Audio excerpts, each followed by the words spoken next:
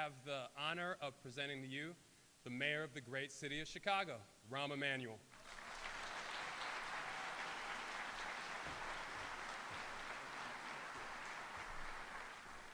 Thanks, Michael. I do want to add, as Leslie just noted, this is where Michelle and Barack got married. This is where Amy and I got married. Amy's asking for a recount. In fact, the first thing the president and I did as soon as he arrived is we went and saw just on the other side of the hallway where we both had our respective receptions and our families came together. And it's been a special moment. On a serious note, I do want to say that President Obama and the First Lady Michelle Obama brought dignity, wisdom, and grace to the White House.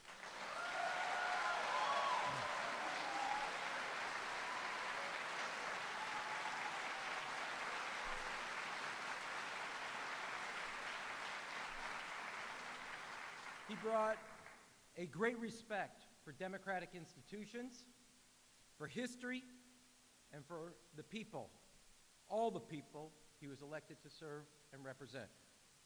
Every night, after long and demanding days sometimes when we would talk about opening up a t-shirt shack in Hawaii, and we'd only sell one shirt, one color, white, medium. So we didn't have to think about a lot of other questions. And after those long days, when a lot of people want to hang it up, he would read letters, 10 letters from the American people. They were not all flattering. Some were downright challenging.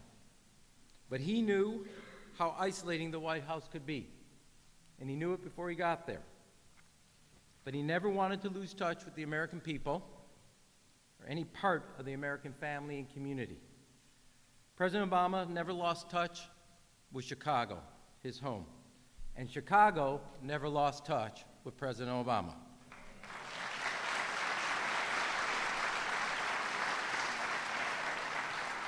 You know, there are a lot of variables and a lot of differences that come with being mayor, but there's one constant. I teach classes, civic classes, for 8th graders across the city of Chicago. And without a doubt, every time I teach a class and we go to the Q&A section, a young child says, "Was it awesome to work for President Obama? Is he really as cool as he looks and sounds?" I said he was awesome and more. In reality, he's even cooler than he looks on TV. And Sasha and Malia have a different view. just like Alana and Leia. And then their eyes light up, invariably, and a smile comes across their face because of the power of the example set by our president, President Obama.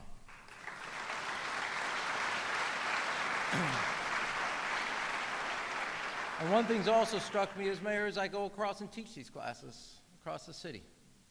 Invariably, there's always a photo of the president or a quote of his. Just like if you go to Boston, there's always a picture or a quote by John F. Kennedy, their favorite son. It's a sign of the strong connection we all have to our friend, our president. President Obama's contribution to the city of Chicago are already immeasurable, and his legacy is just beginning. It speaks volumes that Chicago is where President Obama gave his last speech as president, and Chicago is where he gave his first speech as ex-president. Chicago is where he will carry on his work of educating, mentoring, and inspiring the next generation of leaders who will follow through in his footsteps. It's my honor to introduce Chicago's own, our friend, President Barack Obama and Michelle Obama.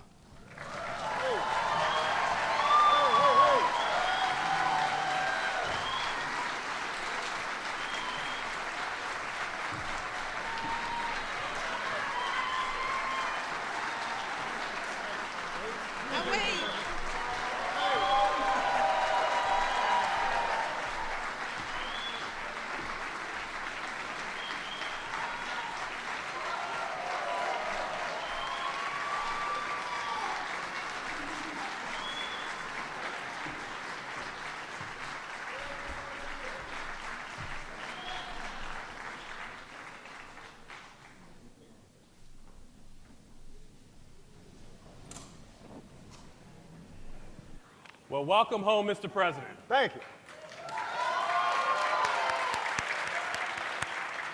It's great to have you. We are joined here today for this occasion to discuss the designs and plans for the Obama Presidential Center with one of your architects, Dina Griffin. Hey, Dina. So let me just tell folks a little bit about Dina. Dina is the president of Interactive Design Architects, former president of the Illinois chapter of the National Organization for Minority Architects, worked on great projects across the city for organizations like the Art Institute, the Park District, Lincoln Park Zoo, and the University of Chicago. And she's here with members of the lead architecture team. That's Todd Williams and Billy Sine. Todd and Billy are here. Please wave. Good to see them.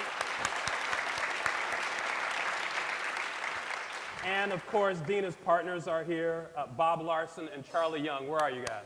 There they are. Hey. So let's start the conversation. Mr. President, please tell us a little bit about your vision for the Obama Presidential Center. Well, first of all, this isn't a formal interview, everybody, because I'm home. So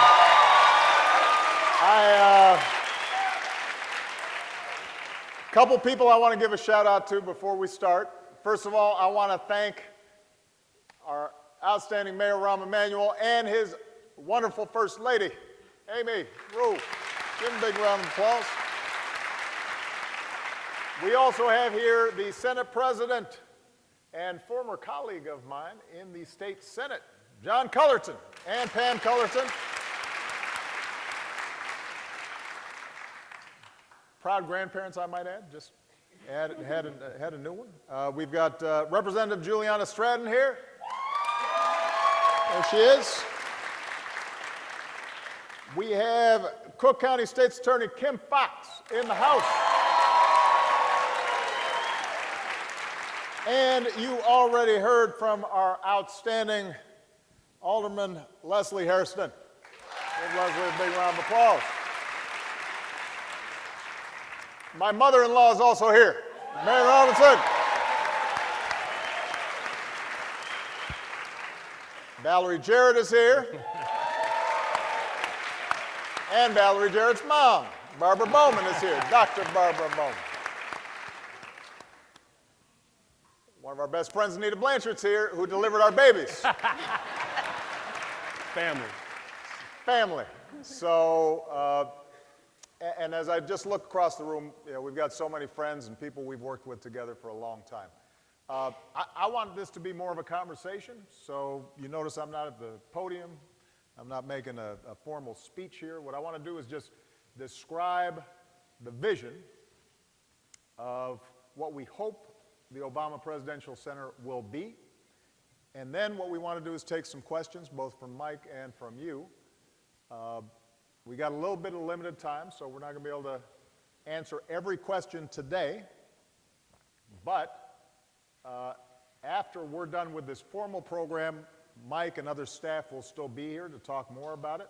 And this is just the beginning of the process. This is not the end.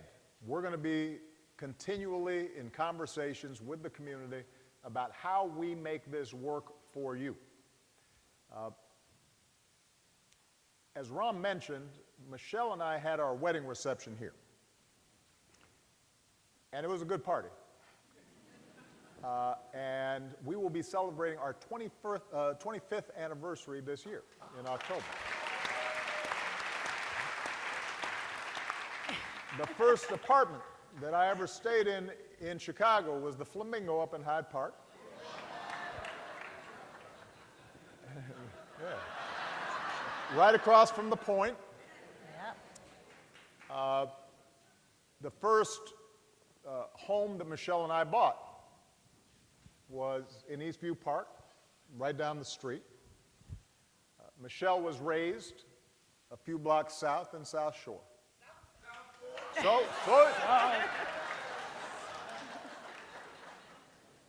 Our daughters were born at the University of Chicago Hospital, right down the way. The best things that have happened to me in my life happened in this community. the closest friends that I have made, the start of my life in public service, the values that I learned here in Chicago and that we've now passed on to our children. I owe it all to this community. And so, although we had a formal bidding process to determine where the presidential library was going to be,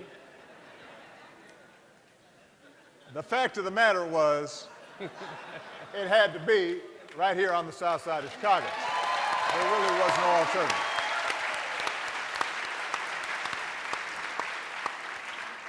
Now,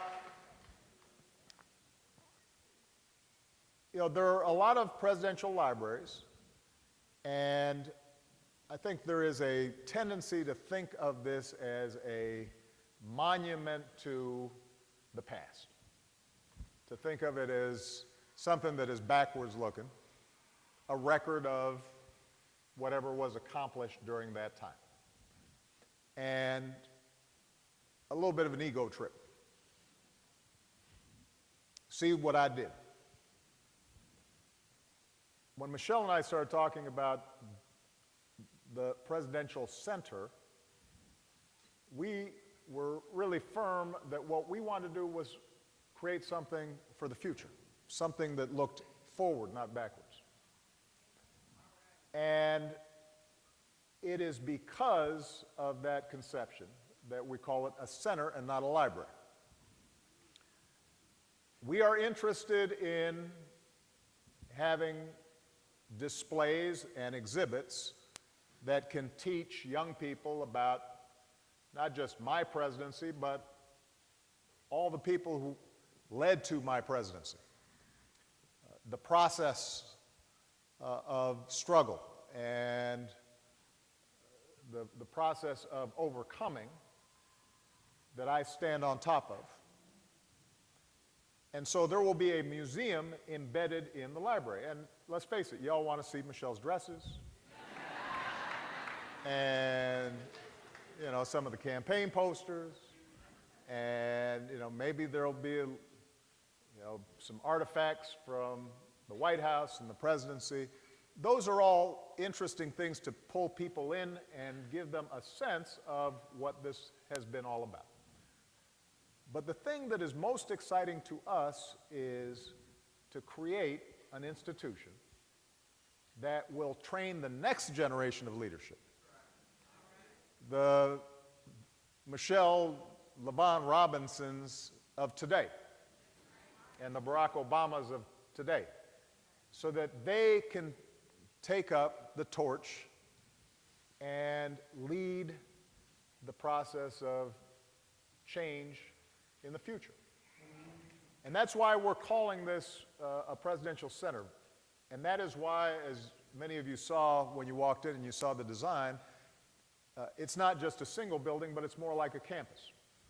Because what we want this to be is the world's premier institution for training young people and leadership to make a difference in their communities, in their countries, and in the world. That's our goal. And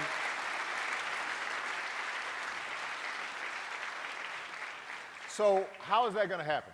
Well, and I'm not going to go into all the details of the programming, and some of it is going to be developed in conversations with many of you who are already doing wonderful things. But part of it is going to be reaching out to schools and community colleges and working with them to get them interested in the process of public policy and government and politics and activism. Part of it is going to be to bring together young people who have already shown leadership in various issues, whether it's criminal justice or climate change or trying to increase opportunities in low-income communities, and giving them the training and the skills and the networks that will allow them to succeed even more. Part of it is going to be a process where we can convene leaders from around the world to speak directly to our young people and inspire them and motivate them and teach them. But we also want this to be a living center in which the community itself feels as if, on an ongoing basis, they can bring their children, participate in activities, listen to concerts, look at lectures, learn how to work a computer, learn how to make a movie, learn how to record music that speaks to the issues of the day, learn how to organize. And that constant living process of building bridges and communities between people, that is what is going to make this thing come alive and make it special. And our belief is that if we do this well, not only will this end up being a world-recognized institution where people from not just around Chicago, not just around the country, but from around the world come to teach and learn and work with each other, but it's also going to be a transformational project for this community. That it can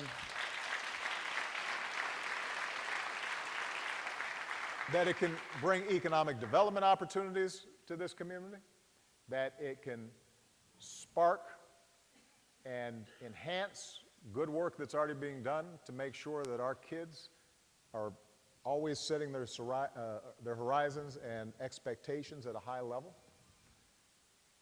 that it is going to be an engine through which we can continually improve and enhance all the strengths that are already here, that we can stabilize communities that are full of hardworking, good people and small businesses and make them thrive even more. That this can be a laboratory where people can learn what works and what doesn't when it comes to community development and social inclusion and bringing about opportunities for more and more young people. So that's how we're viewing this process of construction. It's not just a building, it's not just a park, but hopefully this ends up being a hub around which all of us can see a brighter future for the South Side. And just a couple of details that I want to then share with you, and then we'll move on and open it up to discussion. First of all, a lot of people are interested in the timeline on this. It's going to take about 4 years to build because this is a big project. But I want to emphasize today that even though the buildings themselves and the landscaping and the parks and all that will not be completed for another 4 years, the programming we intend to start this year. We don't want to wait for a building, because this isn't just about buildings. This is about reaching out right now. And part of why I'm so interested in getting the programming started is, as somebody who's not been right here in Chicago over the last couple of years, whenever I visit, I tell people Chicago's never looked more beautiful. It has never sparkled more. Last time we were here, it was just one of those beautiful spring days before it gets cold again. And it was just remarkable. And yet, if you ask a lot of people outside of Chicago about Chicago, what's the first thing they talk about? They talk about the violence. And so we can't afford to wait 4 years to start working together. And so what Michelle and I want to do is start now. And I'll just give you one example. One of the things that we will be starting this year is Michelle and I personally are going to donate $2 million to our summer jobs programs here in the community, so that right away young people can get to work. and we can start providing opportunities to all of them. Now,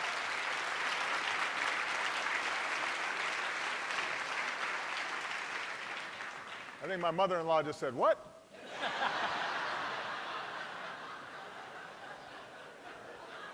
I should have warned you, Mary.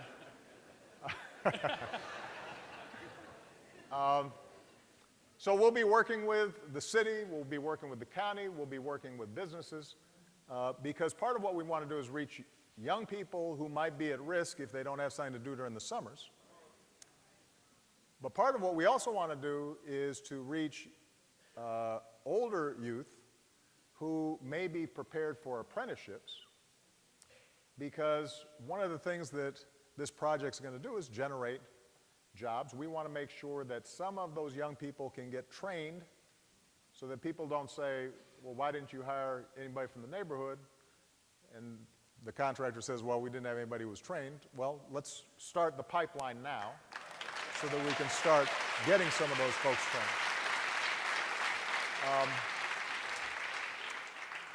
So we're going to start the programming right now, but the overall process is going to take about 4 years to complete. What that does, by the way, is give us time then to consult with the community and fine-tune the overall concept.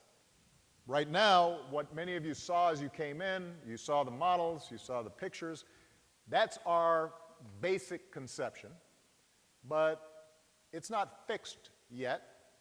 We want to continue to have input to make sure that we get this just right, because ultimately this is your center, not just mine.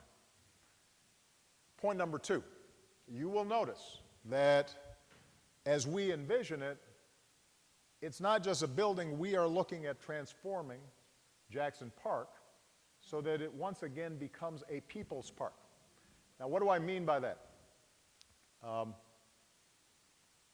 Jackson Park was initially designed by Olmsted, in fact, the most famous landscape architect in the country. Designed Central Park and many iconic parks around the country. And Jackson Park is beautiful. But let's face it, and I can say this because Michelle and I lived here a lot, and we went to the Museum of Science and Industry with Malia and Sasha, and it's not like we're outsiders here. When you drive through the park, it feels different than Lincoln Park does. It feels different than Millennium Park does. It is not used in the same way. It is not accessible in the same way. It does not have features of the same sort. It's not as good as it could be. And so part of what we said was, well, if we're going to come in, and the state and the park district and the city have generously agreed to dedicate some portion of park land to this, for this facility, how do we transform the park so it starts looking like Millennium Park and Lincoln Park? And thereby stitches the entire city together so that it's not, well, things are that way on the north side and a different way on the south side. And that's why what you'll see in the design involves children's play centers and a sledding hill, because Michelle always told me she was mad that during the winter she couldn't sled because there was no hill down here. And an outdoor lawn that can be used as an outdoor concert, and the ability to use this amazing lagoon and these wooded islands so that people are actually enjoying the park and their activities in the park. And it creates a sense of life and vibrancy, but it also creates then spillover effects economically all the way throughout the area. Because if this is an attraction where people aren't just going inside a building, but are now coming and they're outside and they're barbecuing and flying kites and listening to music. Now, oh, that restaurant right down the street, you know, why don't we try that out? Or, you know, that, look, I forgot, you know, we didn't get something. Well, there's a store right there. Why don't we go pick it up? And so it creates an energy and a dynamism that right now, frankly, is not there at Jackson Park. And I'm just being truthful. It's beautiful, but it doesn't feel the same. Now, here's the catch. So I just want everybody to, because I don't want to be hiding the ball here. In order to make it like that, we are recommending that we close Cornell that runs through right now, and you've got a 6-lane road cutting right through the middle of the park. And the truth is, if you have that road, there's only so much you can do. Because you can't have little kids playing right next to a road. You can't have sledding into the road. You can't walk across the lagoon. You can't walk to the lagoon. You can't go from Stony over the lagoon because there's no place to cross the street. So what we have said is, let's restore Jackson Park to the original vision. And let's make sure that traffic is accommodated both down Lakeshore Drive as well as down along 59th Street. But let's not think that somehow the way things are right now are the way things have to be. I recognize that if you live here and you're trying to get home, you want to make sure that that issue is dealt with properly. And what I want to report to you is that when we got this idea, the first thing we did was start doing traffic studies, started consulting with the Illinois Department of Transportation, the city's Department of Transportation, and we are now confident that we will not be adding commute times as a consequence of closing Cornell. It'll require some modest mitigation efforts, and there will be separate hearings around how to do that in the best way because there are a bunch of options. The truth is, even with the most minimal mitigation efforts, what the traffic study showed was that a commute might be an additional 1 minute to 3 minutes. Now, if you're sitting there for 3 minutes, that's irritating. So we're going to try to get it down to 0 with some additional mitigation. My point, though, is I don't want everybody to get so fixated on the traffic, which is solvable, that we lose sight of what is possible in this area. And for those of you who are wondering why is it that things don't look as good down here as they look up at Millennium Park, for example, or around Lincoln Park, part of it is because they're not cut up in the same ways they used to be, and then what happened? Museum Campus was created. And I was living here when that happened, and at first I was thinking, this is going to be a mess. What's wrong with things now? And then when it was done, everybody's like, oh, that's nice. And it transformed downtown Chicago. The same thing can happen here, but we've got to be bold in terms of how we envision the project. All right? So that's second point. I'm anticipating some questions. Right. I'm checking them off. I got a Right. whole list here. You're just hitting them off. But I got some more waiting on you. Point number 3, a lot of people are concerned about jobs, contracts, you know, how does that work? And here's our bottom line. We will exceed whatever historic or legal goals have been, you know, mandated in terms of minority and women-owned business participation. I also want to point out, though, that, and again, this is from somebody who lives here, you know that you can cook the numbers to make anything look like people are participating. I mean, that's just true. I'm sorry, but so So beyond sort of whatever targets are set, what I and Michelle intend to do is to make sure that we are working with credible folks to say, how do we maximize people who are being employed in the community? How do we maximize contractors and vendors in the community?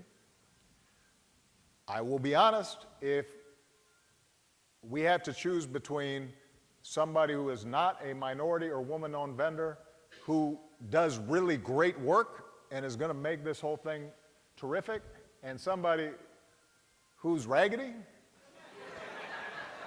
we will choose the folks who do the work. But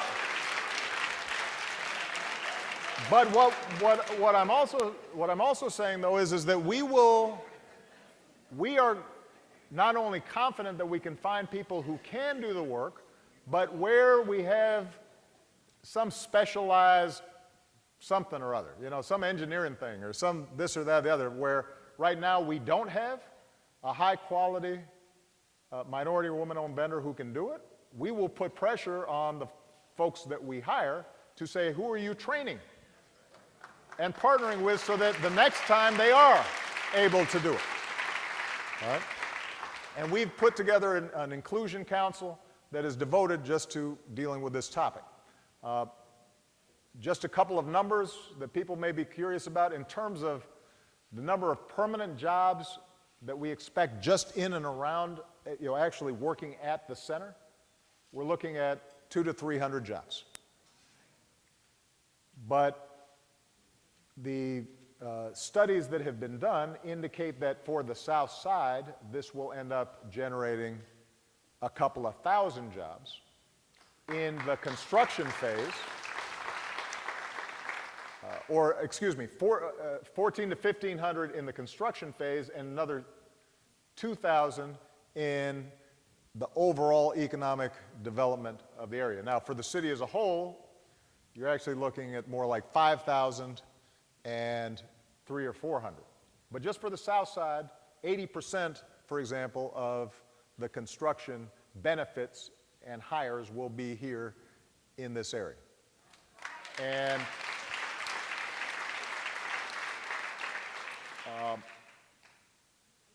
let's see if I've checked off everything I wanted to say. Last thing I'm going to say, and then we'll open it up for questions, is that in terms of programming, part of our design currently envisions us creating a studio where I can invite, you know, Spike Lee or Steven Spielberg to come and do workshops on how to make films around the stories that young activists are working on. We intend to have a music recording studio where I can invite Chance or Bruce Springsteen, depending on your taste, to come here and talk about how you can record music that has social commentary and meaning. One of the things that we're also looking at is how we can redesign, working with the Y, working with Hyde Park Academy, how we can take not just a track, but also potentially create a new field house. Because right now, frankly, we don't have one on the park. And you'll see that little box right near Hyde Park Academy. That would be the intention of that. What we're also looking at doing is partnering with the Chicago Public Libraries to see whether it makes sense for us to have a branch located right in the campus. And libraries are different today than they used to be. Kids may not be going there to get books. It may be it's computers.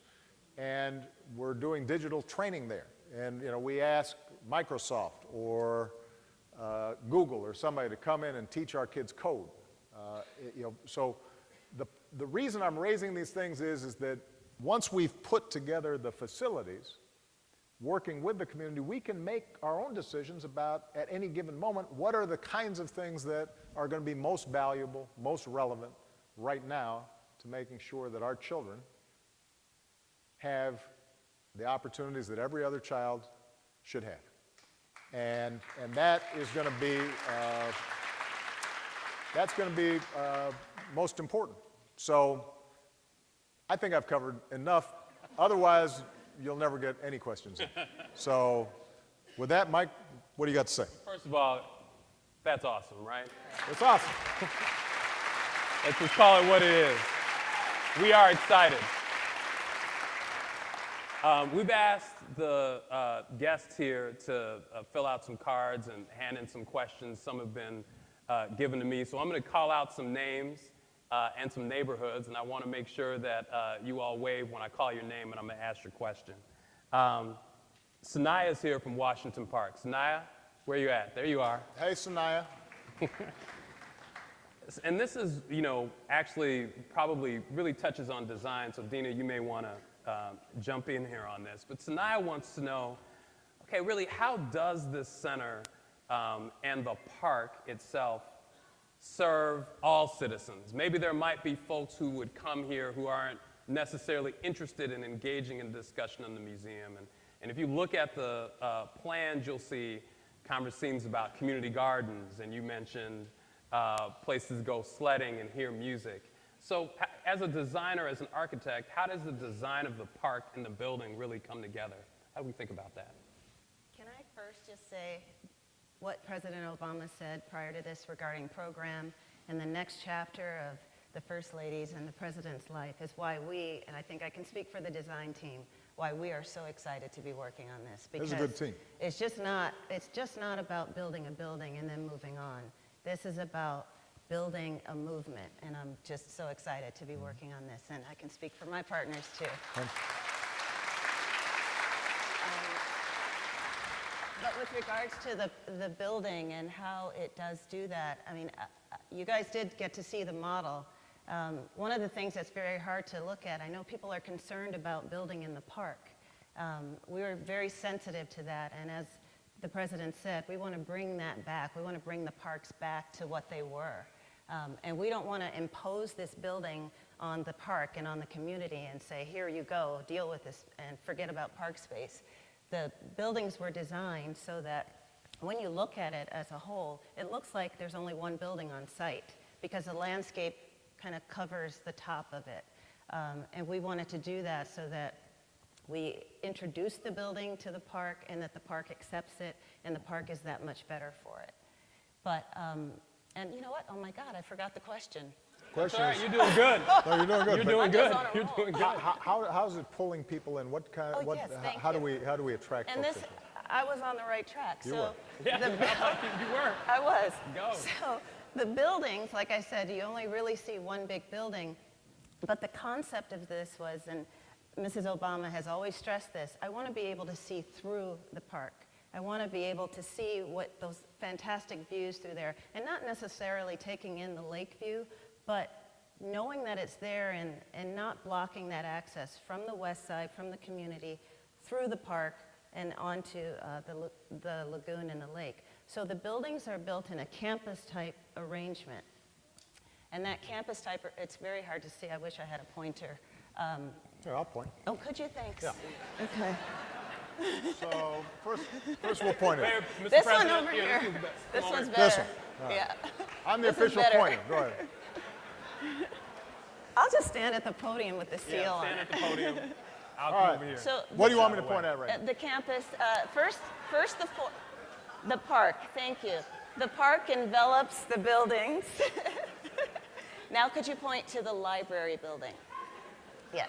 No, You want me? The main. This is the main building. that's the main building. That's the, that's the main museum building. That's the high rise. That's the iconic piece. I know you didn't want a monument to yourself, but that's the iconic piece. It's not just to represent the president. It's about being identifiable, being a landmark. We want something that not makes a presence like it's imposing, but we want it to be significant because your legacy and your future life is very important and deserves that type of building. But the building also will attract people. You can see through it. It'll be visually penetrating with certain vistas to the lake. And then next to that building, the next building, that's the Forum building. That's where a lot of the activities that the president... I didn't do anything. Go ahead. I've totally lost control of this. That's where a lot of the activities will occur that the president spoke of, a lot of the programming. But programming really will occur in all three buildings. And the next building is the, that's the library building. That's a building that we envision will be very active when when the rest of the building is closed. I forgot one important thing. My mother is here. Oh. Wow. Hey, Mom. That is important. And then moving beyond that, as the president spoke about, is the field house and then the track. And I'm surprised he hasn't spoken about the field house because that's very important, a very important feature. We will have basketball. Yes. All right. But I think I'm finished. But I'm gonna try to arranging the regain- buildings and the way it's laid out addresses your question. But one other thing I want to say, though, about this design, if we're doing it right, then let's say there's a community garden that's built on the roof of the library portion on the right side. Imagine us saying to 30 schools that each of you get one plot in that garden. And when it finally is warm enough, we will get, me and the First Lady will join. I'll watch. But we will join together with those kids and their biology class or what have you in planting, harvesting, potentially connected to the restaurant. They can come in and look at food preparation. Those are things that aren't restricted to one neighborhood. Those are things that would be open to neighborhoods throughout the city. So the idea would be to design the programming in such a way where through the public schools, through community colleges, through neighborhood organizations, what have you, everybody has the ability to come and learn and interact and be a part of this process. All right. Okay, thank you. There was, I went through, I had a list of things I wanted to check off to make sure we talked about in describing the center up front. But there was one feature of this that we didn't talk about that Mrs. Obama pointed out, and that is the children's playground. You know, I have young children. You've been to the Museum of Science Industry with Malia and Sasha. Many times. Sometimes they get tired, or maybe they don't want to look around, or maybe they don't even want to go in there. So there is a children's playground on the grounds itself, and I just wanted to make sure that we pointed that out. So I'm going to take a minute to do the job of the president, which I frankly never wanted to do. It looked like a tough job. Just to mention that in between here, in between the garden and the lawn, there's a children's play area. Right. It's a great feature, and people are excited about it. And by the way, I don't know, guys, were there mock-ups, were there renderings of the playground, or at least pictures of what's possible when you came in? Yes. So you might want to take a look at that, because this is an example of what I mean when I say we don't know what we don't have sometimes. When you look at the state-of-the-art parks, they're not just a plot of grass.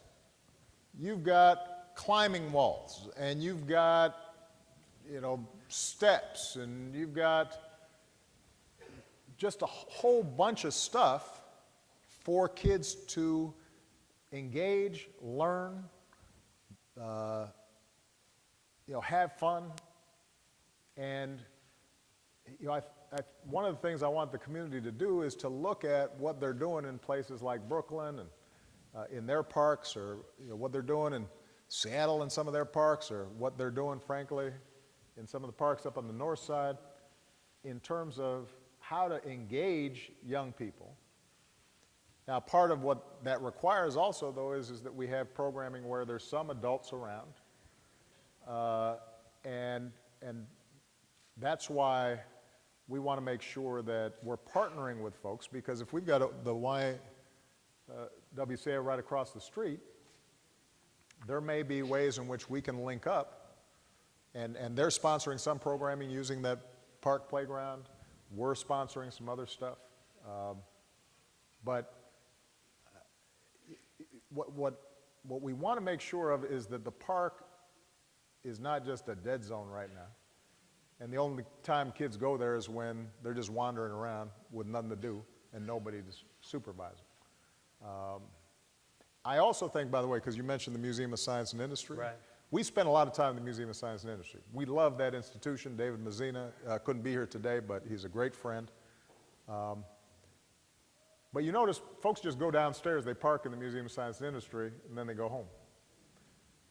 Part of what we think is possible with this design is suddenly between the Museum of Science and Industry and the Obama Presidential Center, that whole parkland opens up, especially now you don't have Cornell in the way. So you've got bike trails going along the lagoon. You've got food trucks. We think we need some food trucks.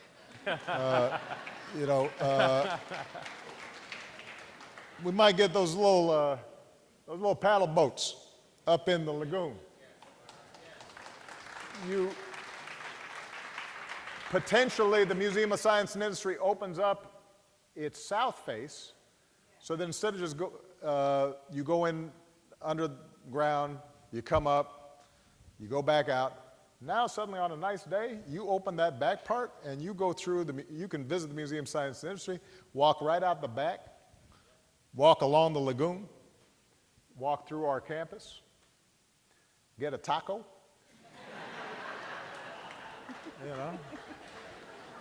Okay, I don't know. I like it. Do we like this? It's good. We like this. It's good. This is good. I like tacos. You're going to want one of those. Yes, sir. Yeah, we know On a about nice that. summer day, a good taco, you're going to want one. We got another question. I'm just going to keep moving. We got another question. Elijah is here from Woodlawn. Elijah, where are you? There you are. Hey, Elijah. That's Elijah, some quality haircut. that's a fro right there. That is a fro. That's old school. That's throwback. Do you have a steel pick or do you have a plastic pick with that? All right. No, you got to have the pick with the fist on it. you got one of those fros. Oh my God. Yeah, that's a Questlove fro. So Yes, Elijah sir. wants to know. So we have all these plans. All this is going to take place. A lot of people are coming to this area if we do this right. And that's a lot of cars, and that's a lot of people here. How are we going to deal with this flood of visitors and tourists coming to an area that really hasn't seen it right now? I know it sounds great, but I think he thinks there might be some things we need to do to accommodate them. Well, I'm going to get back up just for a second. So the first thing is that we're going to have to figure out is parking, right? Because people come and visit, you got to figure out where they're going to park. This is not an official part of the library, but in designing it, we have talked to the University of Chicago and the city about this possibility, and it's just a possibility. And that is this area right here. Currently, it's at the end of the midway, and it's just a big dip. And basically, during the winter, there's just a bunch of water and ice and mud. During the summer, nobody uses it. You could build a underground parking garage here that is landscaped on top. Have a little recreational area on top of it. put some barbecue grills. No, why are you laughing? That's what we do. I mean, Family reunions. what? We don't have any folks who grill here? I thought this was the south side of Chicago. So we've got some grillers. You put some grills up in here. You potentially create a... Everybody's laughing. I'm serious. I am serious. You'll watch. 5 years from now, when you're grilling over here, you're going to remember this conversation. Obama. That's what you're going to say. And then the idea would be that we could build a walkway over Stony so you don't have to cross the street. You can just go directly from the parking lot over into the museum campus. Now, I want to be clear. That's not part of, this is the Obama Presidential Center. If we do this, we'd have to partner with the city, the university. This is not something that we've budgeted ourselves, but we thought it was worthwhile showing what it could look like.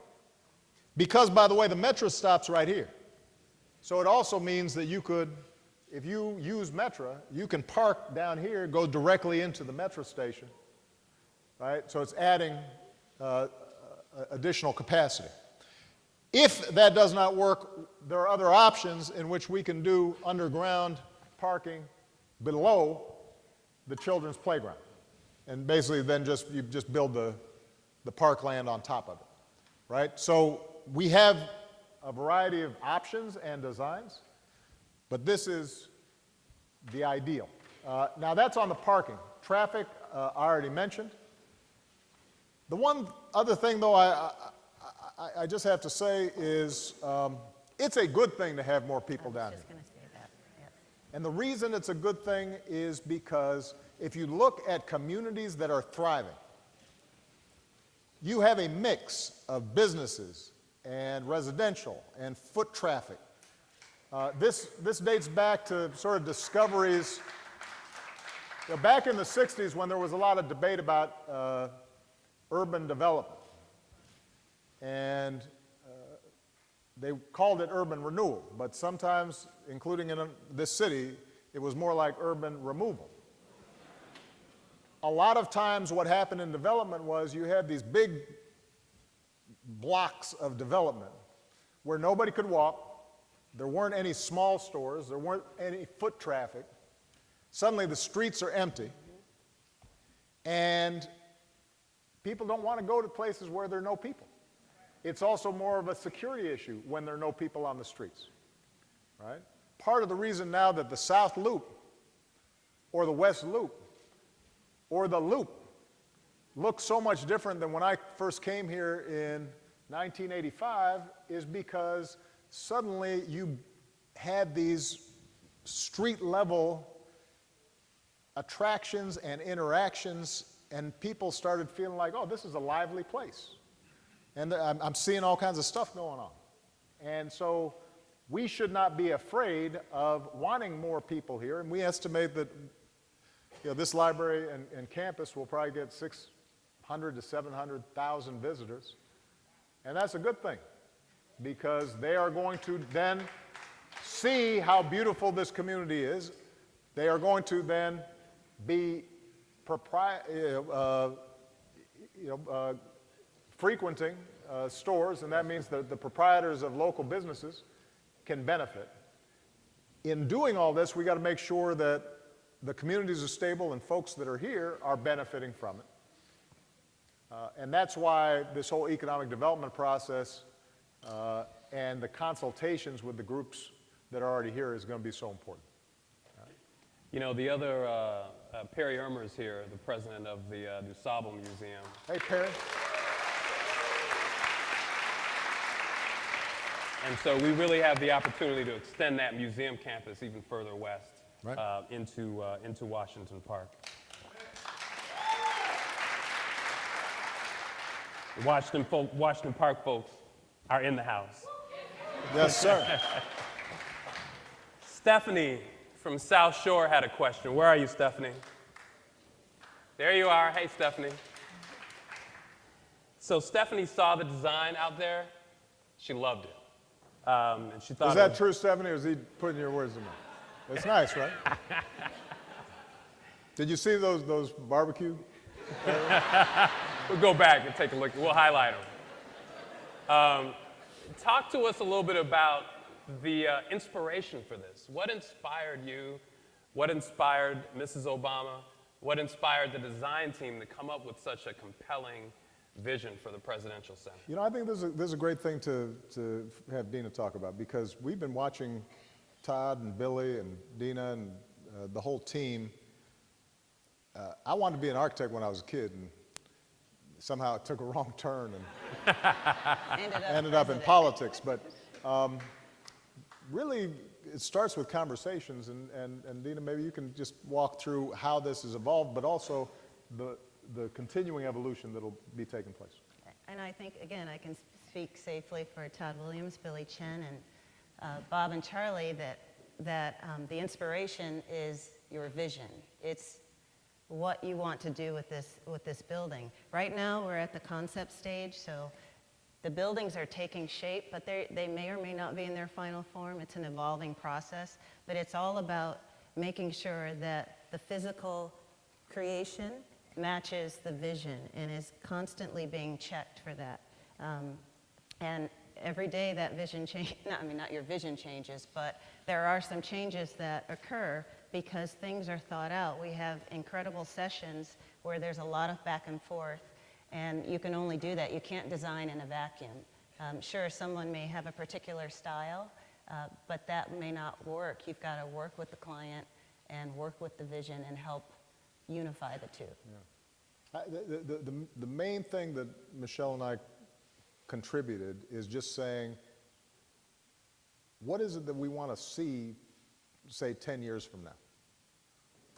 And what we said is, we don't want to see some big building that's dead and kids are being dragged to it, you know, for a field trip, and you know, they're sitting there and so, yeah, that's Obama, and then they go and have to write a report. What we wanted was something that was alive and that was a hub for activity for the community and for the city and for the country. And that's how this vision evolved, of a campus and it being open and the park being completely integrated with the buildings and the programming, and that this is something to be used and where kids are getting their hands dirty and they're learning how to do stuff and they're playing and it's fun. And it's exciting. One of the things you always mention, both of you mention, is how the user experience is a priority, and that's developing the design. No, that's true. Because I'll be honest with you, one of the, initially, even for the big, tall tower, you know, everybody was all like, well, we got to have your big suite at the top. And I was like, well, you know, if the views are, they're real good, I want to make sure people who are visiting can go see the views, not just me. I've seen good views. I have access to good views.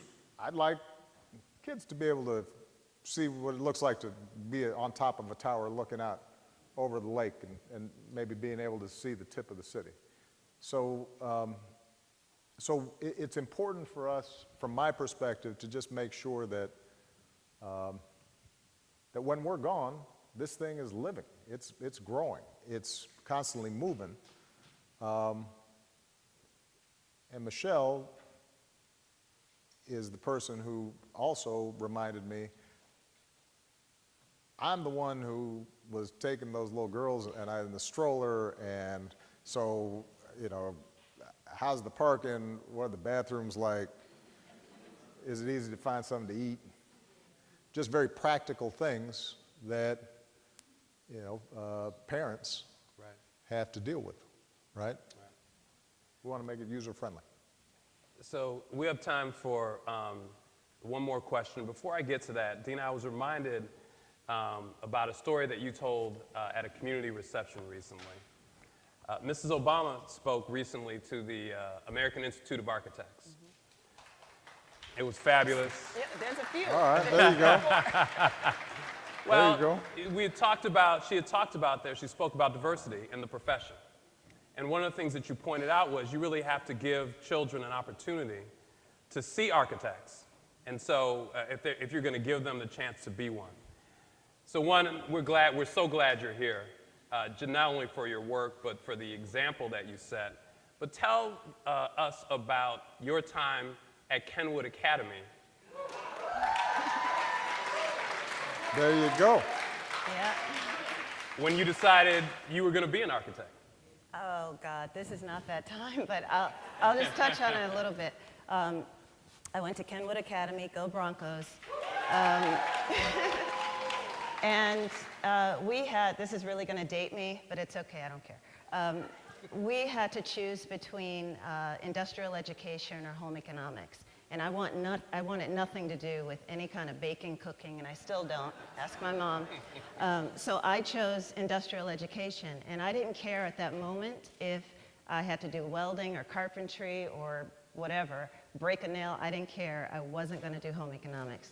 That year, they were teaching architectural drafting, and that was my introduction into the profession. Now, I'm in high school. That shouldn't have been the first time, not that I've heard of an architect, but really knew what architecture was about. And that's how I got introduced to it, and then when I got to college, the field was opened up to me. But that was my inspiration. Little did I know that there were so few minority architects in the profession. There are only, I think there are less than 400 women out of 111,000 architects. There are only about 400 black women in the profession. So my charge, when I'm not doing architecture or not playing tennis, is trying to go and speak to schools to encourage more minority inclusion in the profession. Sure. And little did you know that someday you'd be designing the Presidential Center for the first African-American president of But what the this United also, I mean, just listening to that story, that's part of what I want this center to be one where not only is Dina going to high schools, but the high schools are coming to Dina at the center and just talking as a practical matter about how do you get to be an architect. And this being a clearinghouse where we can start placing young people in various professions. And how do we make sure that we're exposing them early to the possibilities of life.